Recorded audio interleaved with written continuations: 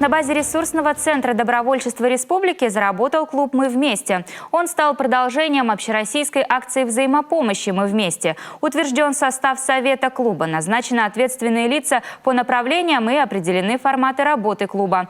Клуб – это объединение волонтеров, НКО, участников и партнеров акции. О важности добровольчества, особенно сейчас, в условиях пандемии, когда в первую очередь требуется помощь пожилым и гражданам, страдающим хроническими заболеваниями, говорил глава Коми. Им рекомендовано реже посещать общественные места, автобусы, цитата, где высок риск заразиться коронавирусной инфекцией. Клуб объединяет 71 волонтерскую и общественную организацию. Волонтеры оказывают психологическую, адресную помощь одиноко проживающим пожилым людям, маломобильным гражданам и всем нуждающимся.